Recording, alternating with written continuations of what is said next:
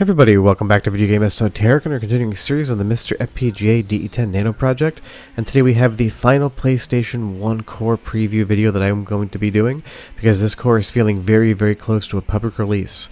But there have been some features fixed and added since my last video on the core, so let's get right into it. Before we get too far involved though, do me a huge favor, go down below, hit like, subscribe, and that notification bell definitely helps us out. And if you feel so inclined and want to support the channel, we got a Patreon link down below as well. But the last video I did on the PlayStation 1 core was the widescreen functionality, and while that was awesome, there were some issues, such as this polygon error where it seems like the polygon is stretching into infinity. It kind of messed up some games like Gran Turismo here. It just obviously does not look very playable, but that was fixed in a recent update to the core. You'll see the old version on the left, the new version on the right, and it has been completely fixed in all games that support widescreen. Now, like I said in the previous video, if you didn't watch it, this widescreen hack is only for games that are rendering polygons. It will stretch any 2D elements, but if it's a polygon, it will just allow you to see more to the left and the right hand side of the screen. And I slowed down the race to the right ever so slightly at the beginning, so you'll see as we're turning on the top left, we're going to start getting some of that polygonal clipping and stretching, and it is not going to appear whatsoever in the bottom right hand source with the newest core build as of 4/14/2022.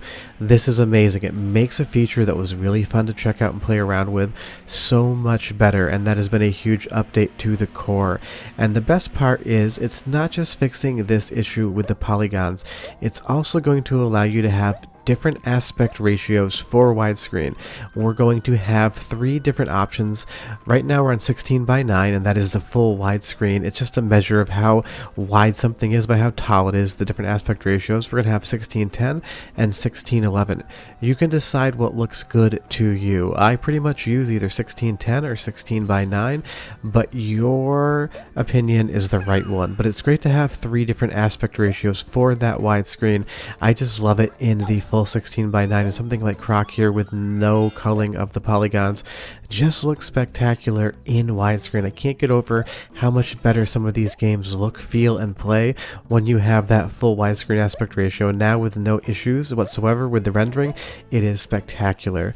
A few months ago, or maybe a month ago, I was doing one of the previews, and something like Dead or Alive here just had major issues. This is from a previous video, and you'll see that there are just major graphical glitches and corruptions going on the screen. But the good part is, with the updated cores, a lot of the games that were either glitchy or not working at all have become playable. Now on the current build of the core, as of the making of this video, Dead or Alive plays perfectly fine, and it plays amazing on the PlayStation 1 core on MiSTer. And that has been a lot of what the updates are here. Different bug fixes. That's why it's getting so close to feeling like a public release and not being in beta, because a lot of the issues that have been experienced previously are no longer happening, and that is absolutely amazing. It's basically just down to a few hanging features that still haven't been added to the core, things that aren't really worthy of a video in my opinion just because they're small, and just making certain games run. What the best part is, it plays Pepsi Man, and if you've never played Pepsi Man before, you are 100% missing out. And I want to talk about the fact that I feel like the audio has improved slightly too. I know that the maker of the core has been playing around with different video timings and slightly improving the audio on the core and just developing it more, but I love Pepsi Man. It's one of the weirdest games around, but it's got a great soundtrack, and this sounds perfect. The audio coming out of this core at this point in time is spectacular. It sounds better almost than my original PlayStation 1, probably due to age. So go ahead and listen for 45 seconds, and I'll be right back. But Pepsi Man.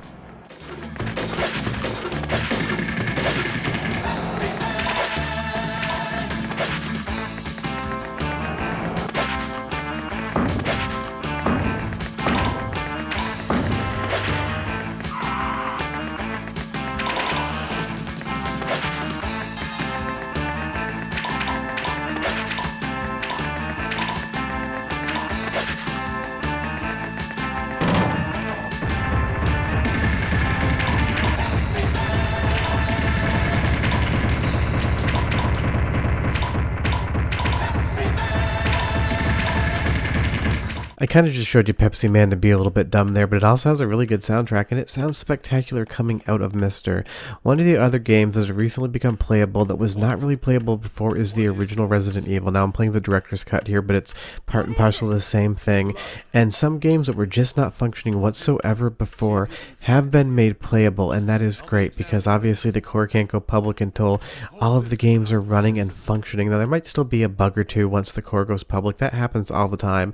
But having Resident Evil running is just great on the MiSTer core because it's something that you couldn't play a month ago and now you can. And I will say that this FMV has been stretched to widescreen. Resident Evil is a mixed bag. Obviously, it's pre-rendered visuals in the background, and only the character models and your opponents are going to be rendered in polygons. But sometimes stretching the 2D elements wider to make it widescreen actually I think works relatively well. The stretching isn't so bad that it seems to distort the image, and now you can play the original Resident Evil in widescreen. I really enjoy that. And if you didn't watch my setup guide, some of the other features have been added since my last preview video. Is memory cards are fully functional. You have save states. You can have a memory card and save your game. I have completed a lot of different games on the PlayStation 1 core, including Symphony of the Night, and if you couldn't save in that game, there's no way in hell I'd sit down and beat it in one sitting unless I speedran it, and I don't speedrun it, so it would be impossible, but you can save, and that's great.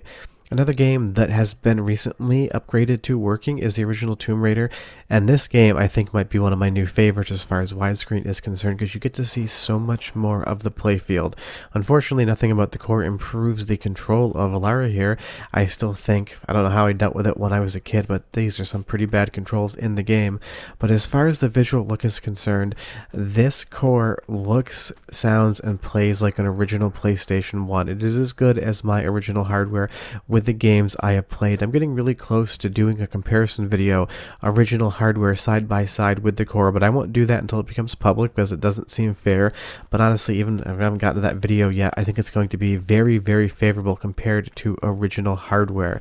Now I will say that there are still some kinks and bugs to iron out, and that's not at all a strike against the creator. He's done amazing work on this, and he has done it extremely quickly. It's so impressive how quick this core has gone from barely functional to functional with no sound to functional with all sound to now basically just a PlayStation 1.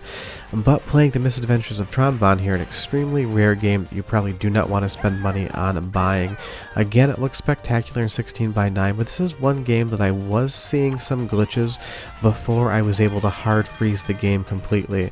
So there are some games that still are having issues, and there are still bug reports going back and forth, and I'm sure everything will be fixed because this is another spectacular game that is amazing in widescreen. It feels like the way that you should have played it when you originally got this game, although I don't think many people actually played this when it came out as new, or else copies wouldn't be so expensive.